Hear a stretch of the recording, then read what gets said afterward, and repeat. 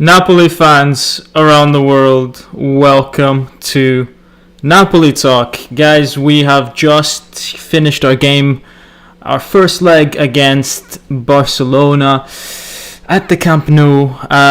Guys, initial reaction right off the bat, guys, this is a very, very, very, very good Barcelona team. I think a lot of you maybe expected Barcelona to be struggling. Obviously, it's not the Barcelona that's going to go out and win Champions Leagues like 5-6 years ago, but they remain a super, super, super talented team. They had players on the field that Napoli could not ever afford to buy. We're thinking Frenkie de Jong. Even though Piqué is old, he had a good performance today.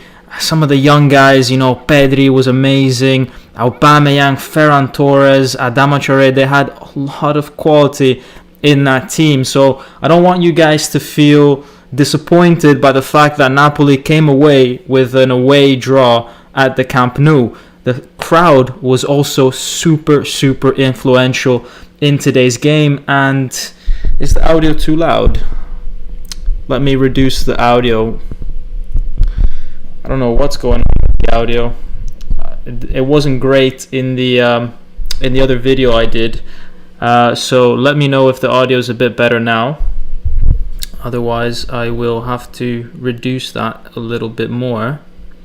So yeah, guys, let me know about audio because if it is a problem, I will reduce it. So waiting for your comments, guys, about that. Just let me know. Still waiting on your comments, guys, about the audio.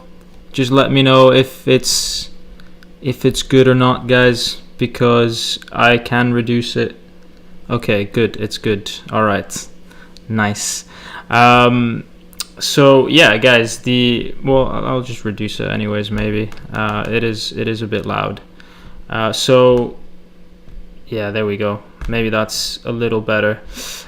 So guys, as I was saying, super talented team, this Barcelona team, and playing at home, you could really tell that the crowd was pushing them. So I think Napoli can be happy with getting a decent result, a draw, and then taking it back to Naples. After that, guys, we'll see. I mean, if we play the same way that we played here in Naples, I think we're going to struggle. I think we clinged on to this draw. We had an opportunity once in a while to maybe score a second goal, but really it was Barcelona that was wasteful throughout the game, and they dominated the game. So thank you guys for telling me that the audio is great. Let me move on to some of the comments, guys. Anthony Navarro is saying, here's what I will say. I don't agree with the handball decision by Barca, but should it beat us 4 or 5-1? Where did we go in the second half? I don't blame Juan Jesus, even though I'm a Juan Jesus hater, for the handball. So that's more or less my interpretation of the game. I think we were unlucky at the fact that we got that penalty given against us, because I don't think it affected the trajectory of the ball. Having said that, Barcelona probably did deserve to win the game, and I think we can feel pretty lucky, actually, that the game didn't end 2 or 3-1 for Barcelona. I think 4 or 5 is a bit of an exaggeration, but if the game ended 2 or 3-1, I think, people would be saying, fair enough, that's the way that the game panned out. But they were wasteful. They did not take their chances, and so that's why we are at a 1-1. However, I know a lot of you guys will be complaining about that refereeing decision, but guys, defending 101. I said it on Twitter as well, guys. Defending 101, you got to keep your hands behind your back when a cross is coming in. Juan Jesus was all over the place with his body placement at that point in time, and from an experienced defender, we don't really want that to happen, or we don't want to see that from an experienced defender. V.H is saying, fingers crossed for Fabian. Why was there like 90 minutes of extra time? Yeah, it did feel like a lot of extra time. I think there was 9 minutes added, and I think that's mainly due to Fabian's injury. But even then, the 6 minutes was a bit exaggerated to start off with. So very, very difficult game for Napoli. Anthony Navarro is saying we should never play like we did in the second half. I totally agree with that. Sufas Koba saying, what's going on in our midfield? Let's hope Anguissa and Fabian have nothing serious. Yeah, I'm seriously worried for the game against Cagliari now, because we don't have Lobotka, we might not have Fabian, we might not have Anguissa. I don't know how bad the injuries are. Anguissa got a yellow card and he definitely deserved another, but the ref let it go, says ID Beats. I think the ref knew that he gave away a very, very soft penalty, and so I think if he also gave Napoli any sort of red card for anything that wouldn't be a very harsh tackle, then I think I think he was using a bit of common sense at that point. SJ saying, Osimhen showed today that he's still very raw, but if he improves, he can be world class. I feel like once again respected Barca too much, and I just wanted to get to the second leg at home. Yeah, I think we were clinging on, and I think all the players wanted to just wait until we got to the second leg. And Osimhen is a very talented striker, but still very, very raw, and maybe we have to admit to the fact that he's not at a Haaland or even a Vlahovic level yet, because they're similar age, these three guys, but I feel like they have a more complete package, the other two. I think Osimhen still needs to work on a few things, and we'll see that. We'll analyze what he needs to work on, because we've got the analysis coming up. Pranav Jain is saying expected better from Spalletti. Yeah, the changes, we'll get into that. We'll get into all the changes. Is there any truth to the Memphis to Napoli rumor? I've not actually heard of that, Maximus, so I don't think maybe there's anything going on too much over there, but he would be a good replacement for Insigne, to be honest. Let's see. Payman Dadgar saying, I think this team shows we have a long way to go. It is not the draw, but the performance was bad. Anguissa is poor and Osimhen has no brain. So I don't think Anguissa was poor. I think Anguissa did a good game today. Osimhen, however, does need to be less raw, as other people described it. He needs to use he's a smart guy. He just needs to feel less emotion during the game and switch on his brain a little more, because there were so many moments where he was being caught offside and all these things, and he could have maybe... Sometimes, you don't just receive the ball and just go for it, right? Sometimes if you're 10 times faster than your teammates, then there's no point in running down the flank at full speed and then crossing it. No one's going to be there. No one can keep up with your pace. So sometimes you need to be smart about it, and you need to actually slow down. And you can't just be a speed merchant. You need to also pick when to use your speed, and pick when instead you need to hold the ball to let your team come out of a difficult situation from defense. So he needs to improve when it comes to that, for sure. Let's see some more comments, some more recent comments. How was Zielinski playing today? How do you rate Zilu as a player over the years as Napoli?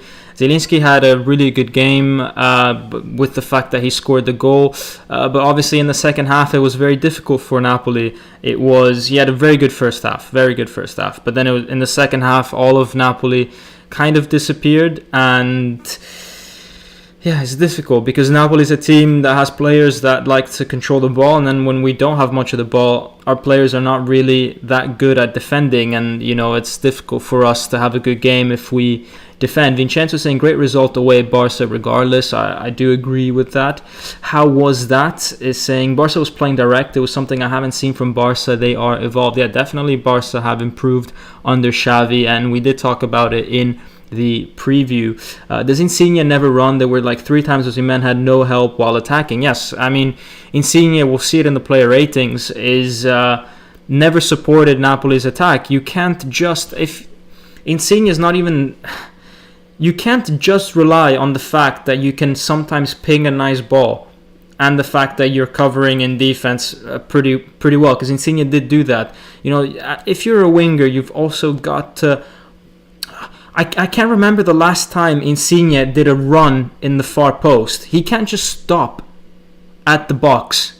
Insigne is the type of player that, he doesn't enter the box. And when you've got a speed merchant like Osimhen, you need someone else that has that same level of speed down the flank, because if he's going to cross the ball, then you need someone there. So you need both of them to be going at it. But sometimes we never really had that. So... yeah, Insigne is a bit of an issue for us at the moment, because he's not scoring, he's not really assisting, he's not helping out with the runs. It's becoming a bit of an issue for us. The problem is that we don't really have anyone else that can play, because we've got Lozano who's injured. Unas is not really, world-class player.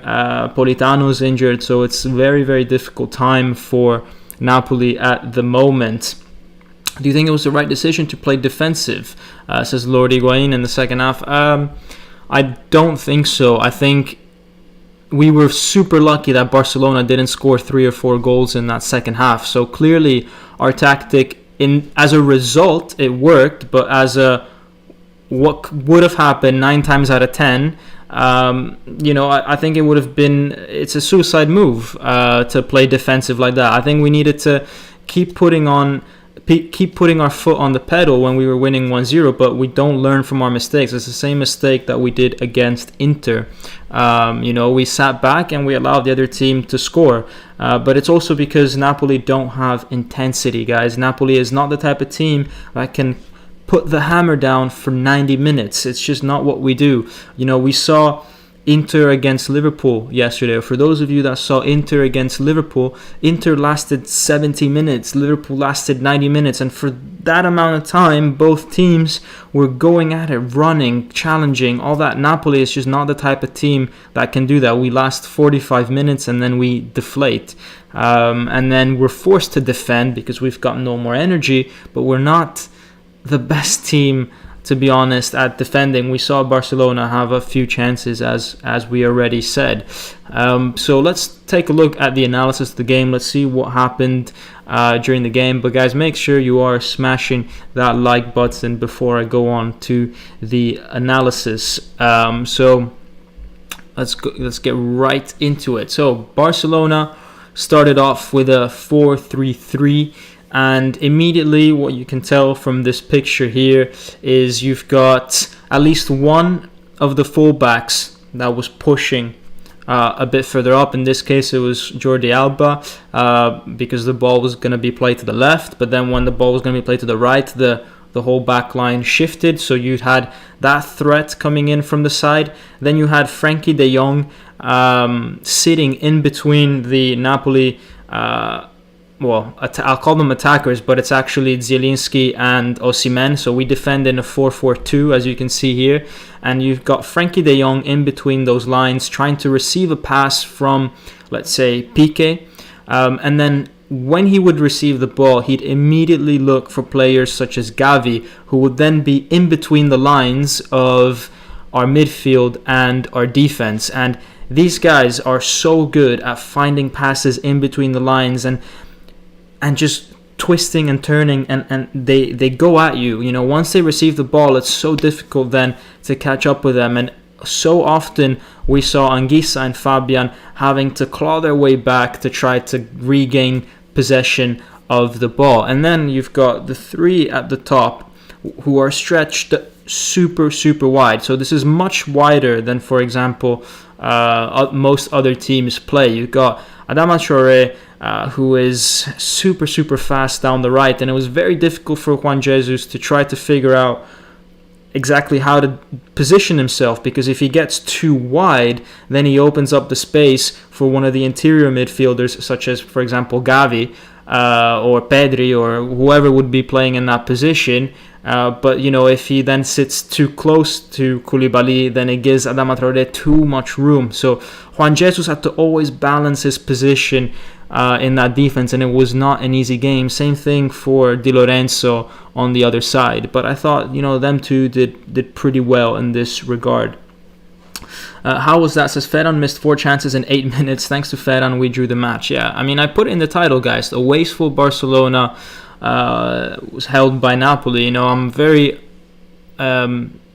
not biased when it comes to the analysis of the game. Barcelona were the better team. However, they were wasteful. And if they weren't, if they had someone that could finish their chances, then they would have scored 3 or 4 goals. I think 5 is an exaggeration. I don't think, no one really scores all the chances that they get. But let's take a look at some of the chances that they had. So they had from the very start, I think this was Pedri with a really good chance here at the start. It went over the bar. And then this is how Barcelona attacked Napoli. This is how they pressed Napoli. You can see here throughout the field it was man marking. You've got Osimhen and Elmas on the front end of the field. They're tightly marked. And then in the midfield, Anguissa, Zielinski, and Fabian all tightly marked. And then the defenders, your Insignes, your defenders, Juan Jesus, Koulibaly, Rahmani, Di Lorenzo, a bit less marked, but Barcelona were ready to pounce on them if they ever received the ball. For example, in this case, it was Fabian that gave the ball to Juan Jesus down the left, and Adama Traoré immediately went to him. And if he had kept the ball any longer, you would have had 4 Barcelona players extra going on to Fabian Ruiz. So we had to be extremely careful about how we managed that ball. And the chain of Insigne, Fabian, and Juan Jesus had to be extremely accurate with their passing to try to get away from this pressure. But it was super, super difficult for Napoli because Barcelona had so much intensity, maybe more than a lot of people expected. They've got a really good work rate.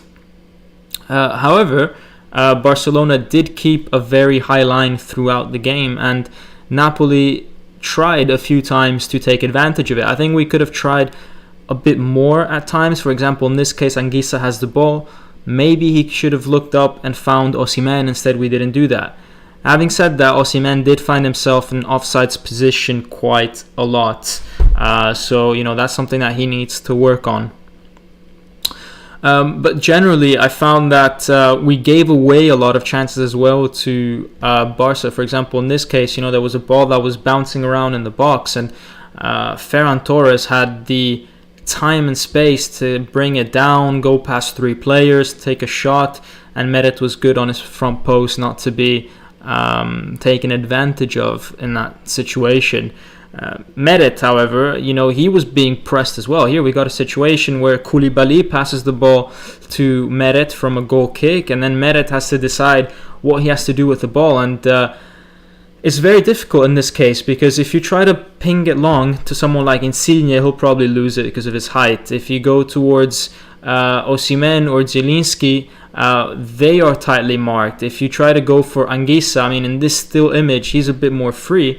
But that's because the Barcelona players already can tell that he's about to pass it to Fabian, so they've gained some ground on Fabian.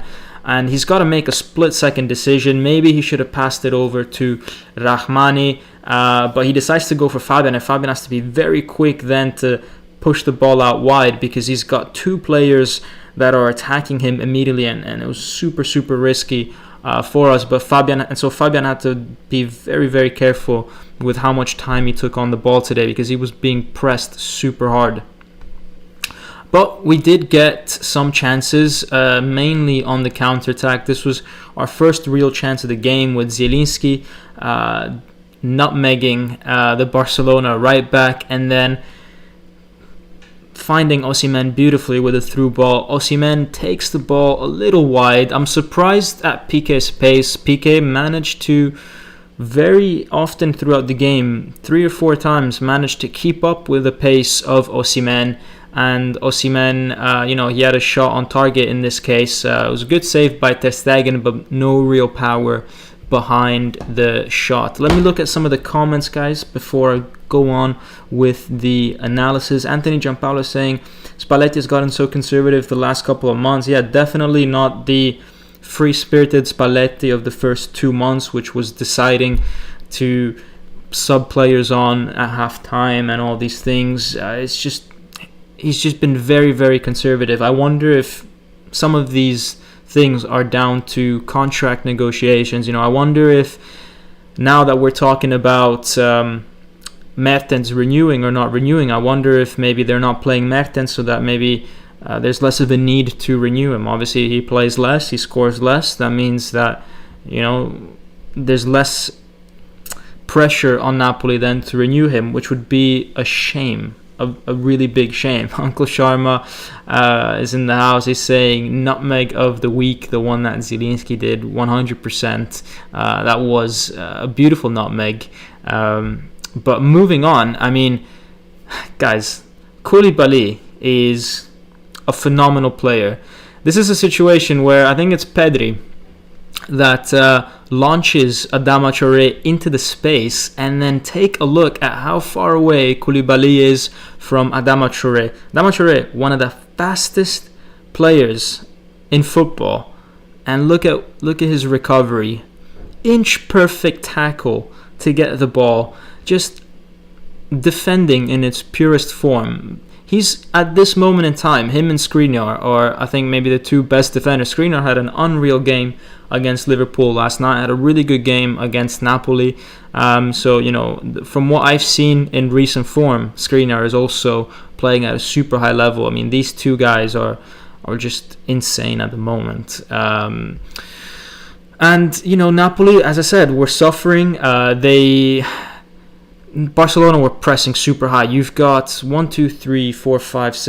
Barcelona players within Napoli's third, as Napoli are trying to build from the back. And sometimes you got to take the risk. You've got to dribble past a few players rather than pass it around, because when you try to pass the ball, maybe that's the more expected solution. You can see Barcelona number 22, he's about to step to the right to block a pass from Fabian to Insigne.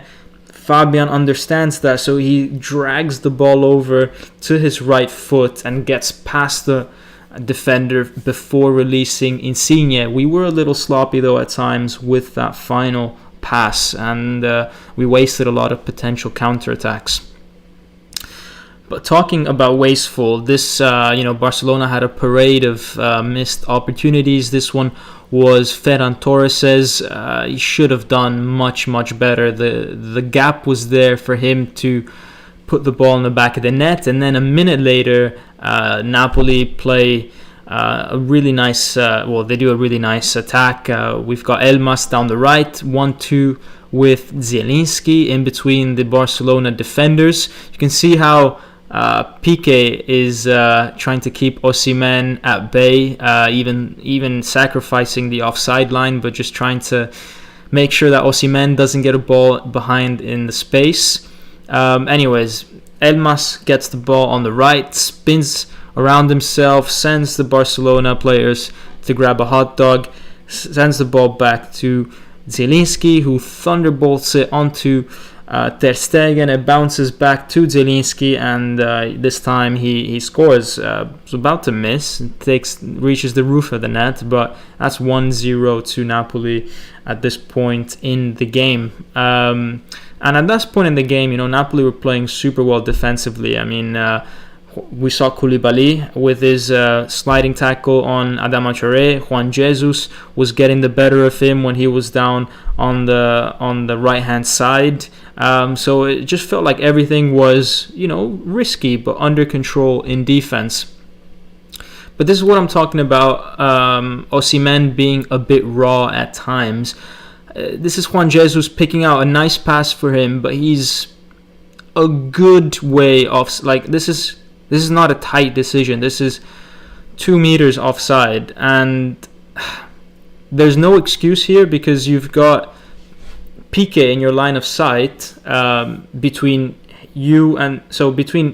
Osimhen and the ball. He can see Piqué, so he should be in line with Piqué. There's no excuse for him to be so out of line, and he needs to trust his speed, that even if the other defender behind him is slightly more ahead, that he's still got the extra speed to beat him. So, you've got to combine speed and intelligence. You can't just forget about using your brain, pretty much, is what I'm trying to say. Eric Rader saying, Dom, did we respect Barca too much today? Definitely in the second half. I thought in the first half we were brave. First half, the way you saw how Fabian and everything got out of the pressure, I thought we were brave. That's how you need to play against Barcelona. You need to be brave, and then you need to find these nice passes. But in the second half, we stopped being brave. We just allowed Barcelona to attack us, and we didn't try enough brave things. We were scared of conceding a goal in the second half.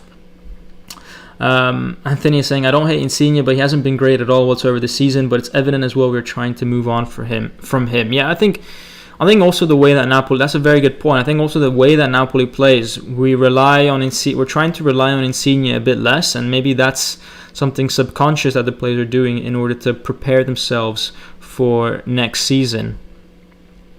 But yeah, I mean, this is what I'm talking about, bravery, and Fabian's performance today, especially in the first half. I mean, he looked like prime Zidane at one point, the way that he was moving in between midfielders in tight spaces, and just really nice to see Fabian play like this. And it's a shame that he got hurt in the second half, even though it's only in the last 5 minutes. And then this is the moment that changed the game. So a lot of you will say this is a harsh penalty. Look, his arm is clearly not next to his body. This is a clear penalty. Whether it changed the path of the ball or not, it doesn't matter.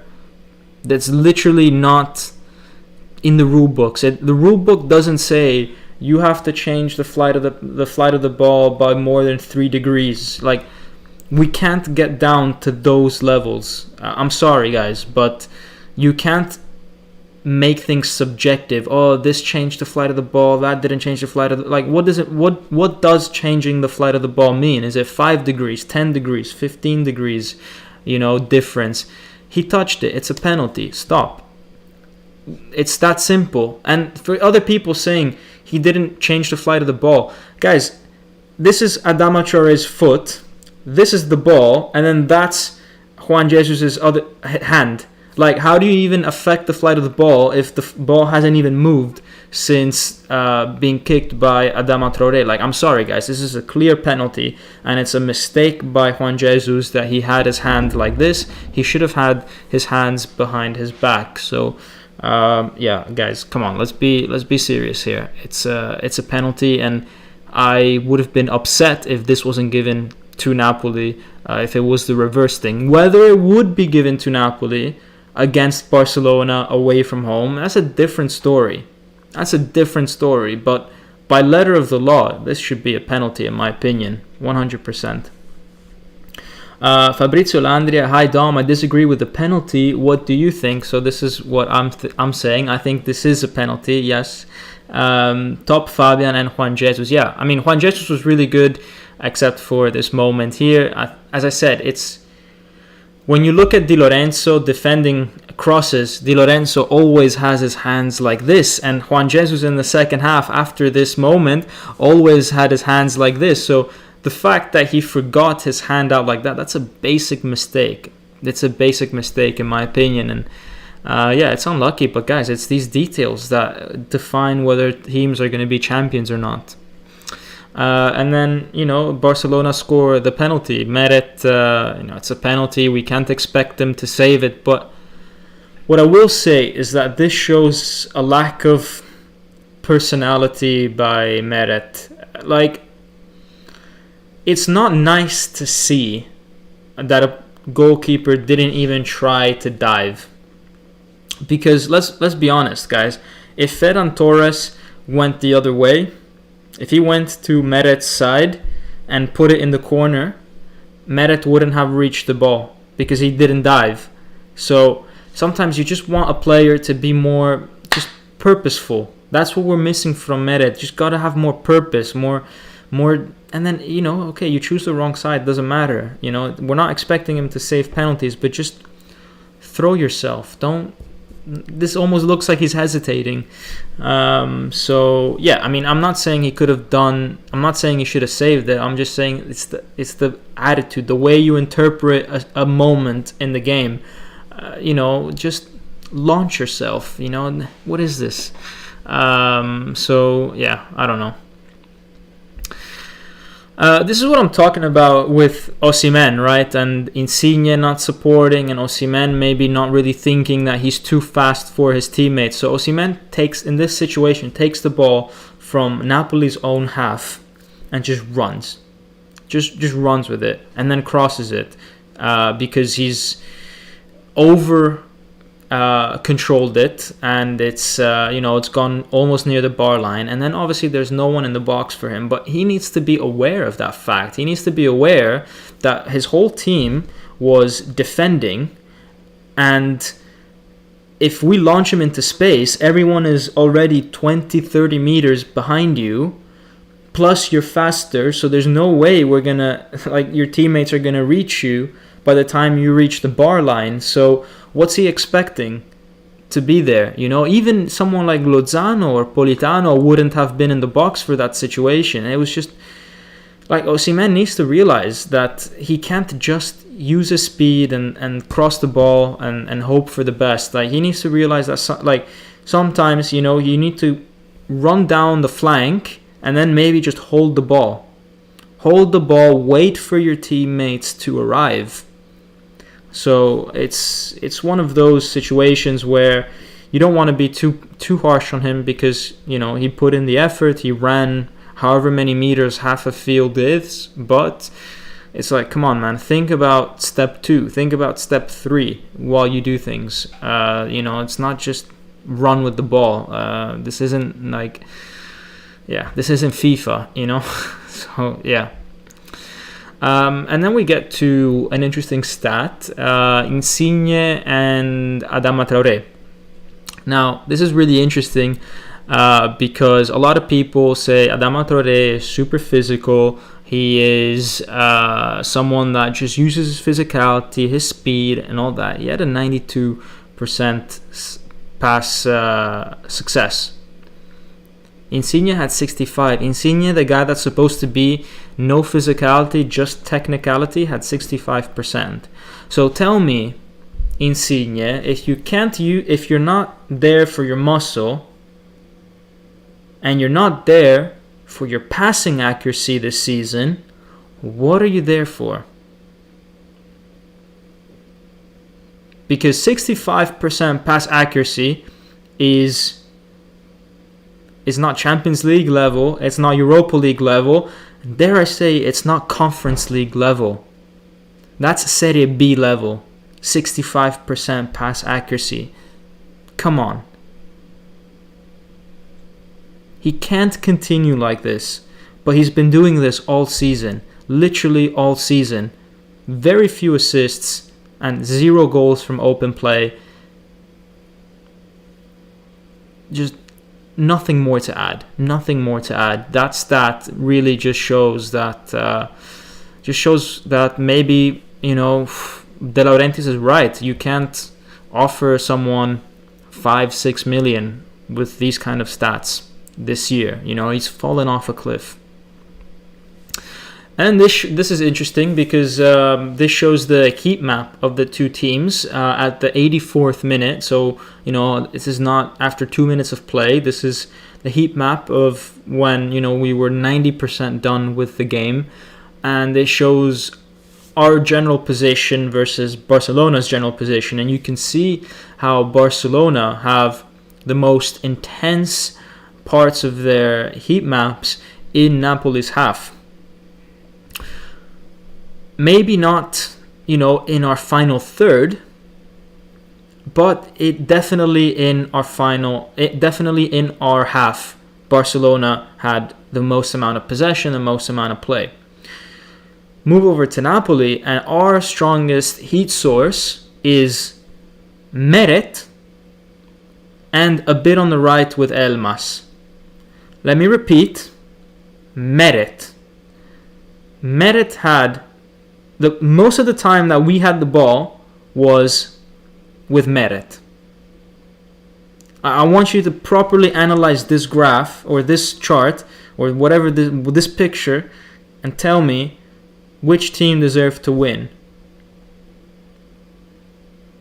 This was extremely poor. What's also extremely poor is a lot of you guys will be saying to me, Dom, Insigne, okay, he had a bad game with the passing, blah, blah, blah, blah, blah, but he was blah. No, wrong. Insigne, you can see here, barely made it out of his half. On the right, we can see that Elmas at least had a bit of possession in Barcelona's half, right? We can see how the graph is slightly tilted towards the right in our case. On the left, apart from those little 2 dots, empty. Insigne provided nothing going forward. And I'm pretty sure that those two little dots there are not from Insigne. They're from Osimhen making runs down the left. I think Insigne's game was primarily in his own half. And okay, yeah, fair enough. He had to defend and all this, but then where's the bravery to go forward? Where's the beating players with dribbling? Insigne can't beat a player with a dribble, can't pass, can't score. I don't know what's going on with him this season, but I mean, just like the stats and heat maps and just visually, you can't come to a different conclusion. And if you do come to a different conclusion, then I am sorry, but I disagree on a fundamental level on how you interpret football. And don't bring up the fact that Insigne's had a really good 9 or 10 years before this. I'm talking about this season. We can't keep saying that someone played well, 12 months ago, and so now we can't criticize him. Like this season, Insigne, this has been what Insigne has offered to us. There's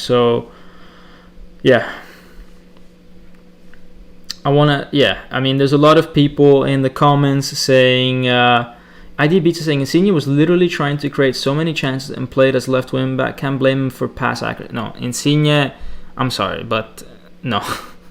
You can't create chances from your own half. I am sorry, but this literally doesn't lie. You can't create chances from your own half. So no, I disagree. ID Beats, like on a fundamental footballing level, I disagree. And it's okay. We can disagree. Maybe I'm wrong. I'm just saying I disagree. But yeah. So, second half, not much really between the Barcelona penalty and the 85th minute. But then all of a sudden, when Napoli did our changes, we brought on players like Malcuit and Unas and Demme, players that have not really been playing much. Against Barcelona subs, Dembele, Busquets, all these guys, that are much... De Jong, guys that, compared to our subs can offer a lot more. The game really shifted one more time towards Barcelona, and they went even harder on us. That heat map was from the 84th minute. If I took it at the 90th minute or the 95th minute, that would have looked even worse for Napoli, trust me. So I was nice there with that heat map on the 84th minute. Barcelona in the last 10 minutes or 15 minutes, because we had 10 minutes of added on time, had so many chances and just wasted. This one was won by Ferran Torres. This one was one where we were sent for a hot dog sliding down the bar line, and Meret did really well to get a hand on this cross by Dembele, because otherwise it would have reached either Ferran Torres or Alba on the left. Football is life. Thank you for your $4.99 donation. Thank you for supporting the channel once again. What do you expect out of Napoli come the second leg? And I feel Napoli is lacking winners and top quality in certain positions. We have too much potential. Yes, I think Napoli has the potential to play well because we showed it in the first half, but mentally we struggle. I think we don't believe in ourselves to score maybe 2 or 3 goals. We believe that we can score a goal, and we believe that we can give a team a competitive matchup, but we don't believe, I'm going to go to Barcelona and I'm going to win 3-0. We don't have that mentality. If Liverpool comes to Barcelona, or Man City comes to Barcelona, or even Inter goes to Barcelona, they have the mentality, I'm going to win 2-0. I'm going to win 3-0, and I'm going to score a goal, and I'm going to keep trying to score a goal. And I'm going to keep trying, and I'm going to keep trying, and I'm going to keep trying. Napoli, we're like, oh, cool, we scored a goal. That's kind of what I came here to do. And then we sit back because we're like, well, God forbid we score a second goal. We don't do that here. We don't score 2 goals in a game. I can't remember the last time we scored 2 goals in a game. We scored 1 against Inter, 1 against Venezia. We've been struggling in recent games to score more than 2 goals. And if we did, that's 1 game where we scored more than 2, and then another 3 or 4 where we score 0 or 1. We literally have not been a team that's been scoring many goals. So, I mean, if we take a look at, Napoli's recent games, we scored Okay, 2 against Bologna, and okay, Salernitana doesn't count because it's Salernitana, but 1 against Sampdoria, 1 against Juventus, 1 against Milan, 0 against Spezia, 0 against Empoli, 1 against Inter, 1 against Barcelona. So we literally only scored 2 goals against Salernitana, more than two or more goals against Venezia, Bologna, and Salernitana. Like, guys, that's our level. If a team is 15th or below, we can score 2 goals. Otherwise, we score 1 goal.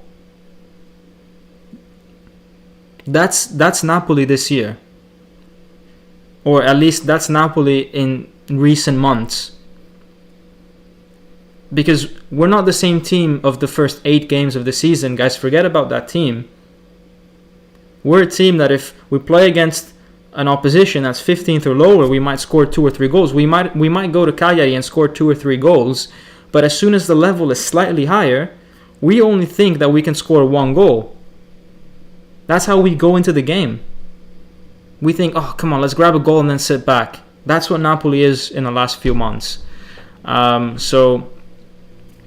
Yeah, I mean, sorry, this is more like a rant, but I mean, these are stats. These are stats, and we've been very lucky, I think, today not to concede 4 or 5 goals. And so, yeah, guys, that's the analysis of the game and a bit of analysis of how Napoli are doing. And then, this is, I think these stats speak for themselves. 21 shots for Barcelona, 67% possession. Guys, 33% possession for Napoli is very, very low. I mean, we are a team that likes to have the ball. There's other teams in Europe that like to have the ball as well. And yeah, I mean, I just didn't expect this. I thought it was going to be much more. I thought it was going to be much more balanced. I was disappointed by how much we didn't keep the ball. Pass accuracy is pretty low, under 80%. We don't really want to see that. And 4 offsides, mainly with Osimhen. So Osimhen really needed to do a little better with those offsides. I like the fact that we've got a few offsides because it shows that we tried to pick him out. But, maybe 4 is a little much. You want to be at a 1 or a 2 with offsides. 4 is a bit like, okay, now you're like, come on, you should learn after the first or second one. People in the chat are talking about Dembélé to Napoli, guys. I mean, he showed that he's a very good player today. He changed the game for Barcelona, I think, when he was brought on. But I think I don't know. I don't think he's the type of player that Napoli can invest on, and the salary is way out of range for us. Outside of games against Liverpool, Napoli can't play big teams. They play so timid and unconfident. Yeah, I mean, it helps the fact that we've got the return leg at home. Hopefully, the fact that we can go and play this game at home is going to be very good for us. In any case, these are the player ratings, guys. Osimhen 6 because I think he did the best that he could. He was not supported very much, but at the same time wasteful with some of his offside positioning. Insigne 5. Insigne, I mean, we talked a lot about Insigne, a lot. Elmas 6. He did really well for the goal, set it up. But yeah, I mean, I expected him to do also a little bit more in attack, but it's difficult because right wing is not really his position. Juan Jesus 6 because of the penalty that he gave away. As I said, it's harsh, but he did have his hand out. Meret Rahmani 6. I mean, Rahmani 6 because he didn't have amazing interventions, and Napoli did concede 21 shots. So someone's got to pay the price. Meret 6 because I think he made some very risky decisions with some of his passing. But overall, okay, he conceded the penalty. That's not really his fault. But overall, just, did the saves that he needed to do. Nothing too special, nothing too bad. So just an average performance. No one from the bench really made any difference. So they don't get any votes. And then Zielinski 6.5 for his goal kind of disappeared in the second half. Anguissa, Fabian, Koulibaly, Di Lorenzo for me 7, because they were the ones that were winning tackles in midfield, defensive interventions. I think they really kept us in the game, guys. I mean, they did everything they could to keep us in the game, to try to rebuild from our attacks, and they were the ones that were most consistent. Obviously, in the second half, sometimes they gave the ball away. That's natural, but I think they had a really standout first half, especially. Osimhen, the Batman, because of his face mask, which is getting smaller and smaller by the week. So eventually, that face mask will grow. Maybe as Osimhen's face mask grows, I'll grow Insigne's Toronto logo. The other thing that came out was speculation about Insigne's contract with Toronto, and apparently, if Insigne gets injured or falls ill, then Toronto have the right to cancel his contract. Like, for example, Insigne breaks a leg, then Toronto can cancel his contract. So maybe that's why Insigne is not giving it 100%. Maybe that's, in his mind, because if you are playing a game worried about the fact that, if I get injured then my contract is going to be cancelled, then, you don't push as hard. So I really hope those rumors aren't true. And, I mean, I think any kind of contract that exists that's remotely similar to that just needs to be made illegal, I think.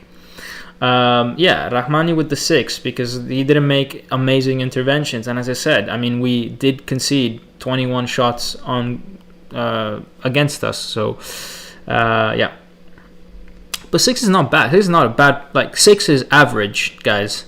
Anything above a 6 is above average. 6 is average. And then 5 is below average. Spalletti, 5.5, because, guys, let's be objective for a second. We go to the Camp Nou and we are undefeated. It's 1-1. It's a result that he would have been happy with. In the first half, super solid defensively, and also I think he got the tactics spot on in the first half.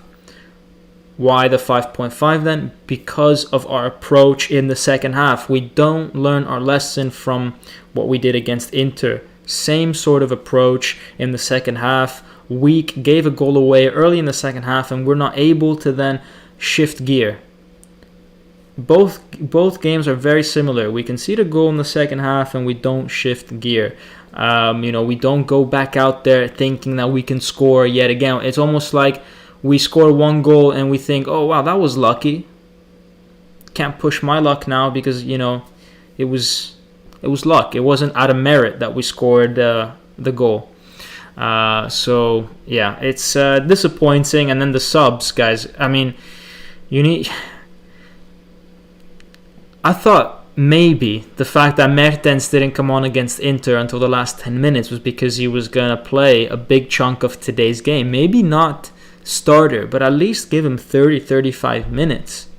No, not even that. He played just another 10 minutes. Disappointing subs. What can I say? The other subs, apart from Mertens, they were pretty much forced. We don't really have that many options left. I do wonder what's going on with Petagna. Haven't seen him against Inter, haven't seen him against Barcelona, but he is training with the team. He's not injured. And I think Petagna could have been really, really, really useful for us today, to be honest, because he's actually really good at holding up the ball, even under pressure. Like Barcelona were putting a lot of pressure on the people that had the ball. I think Petagna would have done a really good job at, allowing us to keep the ball when you send it to him, and then allow the team to progress forward, because I think Osimhen was being a bit sloppy with his decision making. We would give him the ball and he'd just run away and not allow the team to come along with him. What number would you give the ref? I would give the ref a 6. I'd give the ref a 6 because I do agree with the penalty decision. I do agree with it. It's light, it's unfortunate, but guys, I mean, for me, handballs, the only way to go about it is to be black and white. It touches your hand, it's a handball. If your hand is not on your body and the ball touches it, I don't care how close you are to the ball. I don't care how many degrees the ball moved after you touched it. I literally don't care. Like, it becomes too difficult at that point to police the game. It needs to be very simple. If your hand is not tucked in and it touches the ball, it's a penalty. And I think that's the interpretation that referees are having right now. So, by the letter of the law, guys, that's a penalty. And the ref, I think he did okay. He let the game go in the midfield, a few tackles here and there. I thought maybe we needed some extra free kicks. I also felt maybe Barcelona could have done with some extra free kicks. I honestly think it's just a very average performance by the ref. And there's no malice, guys. I mean, the ref didn't, it's not like Barca bought the game, guys. The ref had to go to VAR to give the penalty. It's not like as soon as the ball touched the hand, the ref was like, oh, penalty. Like, it wasn't like that, guys. So, yeah. So I would give the ref a 6. So, guys, that's the rating. Before we close off the stream, let's see if Spalletti has given any kind of match review himself. So he's done a press conference. So let's go and read out what Spalletti says. And he says, I'm happy with the players that I have. I wouldn't change them for other people. I try to analyze the game and not make the same mistakes and do better next time. These games are always really nice to play. Everybody would like to be in my position. I try to enjoy the moment in the right way, and sometimes, but sometimes the team doesn't do what I want, so then I get a little upset. Osimhen had a very positive performance today, like the rest of the team. There's a lot of sacrifice that goes into his performance. It's obvious that we have to do some things better, though. These guys, they buy 3 players that cost 50 million each, even in December. He's clearly stating that the fact that maybe our bench compared to their bench was different level. Was Osimhen a little too isolated? They ask Spalletti, and he says when Osimhen runs by himself like this, you need a motorcycle to catch him. In some moments, we need to be deep, and in other moments we need to be a bit higher up the field so that we can then arrive to the end of the play with the midfielders coming into the box. So that's what I've been saying. So me and Spalletti, we've interpreted the game the exact same way. He's saying basically Osimhen was, he just went, and sometimes we need to, maybe not just Osimhen, but as a team, we need to be more reflective. We need to think more, What happens if I send Osimhen down the flank? Who's going to support him? So either Osimhen needs to realize, okay, I need to, get to the ball and then bring the team forward, or the team needs to realize we're only going to send Osimhen down when we've got already a few players that are past some certain point in the field that they decide. Once we're past the halfway line, then we'll send Osimhen. But if we're still in our half of the field, then we won't send him. Something like that, unless we're sending him through on goal.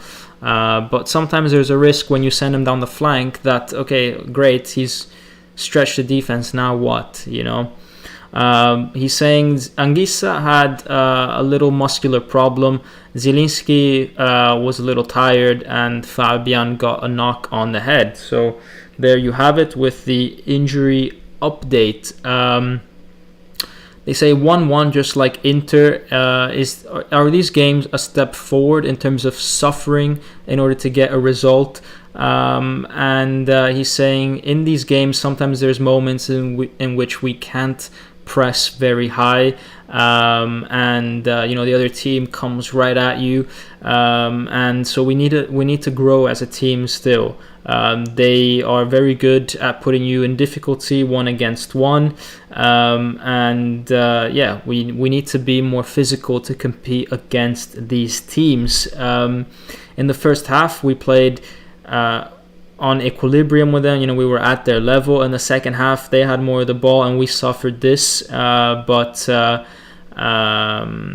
if you can do it for the first half, then you should be able to do it for the second half as well. So, he's saying, okay, guys, it's not impossible. But I will say, however, that, it is very different, the first from second half, because you've got other factors that come into play: fatigue, intensity, subs. Napoli is a team that only lasts 45 minutes.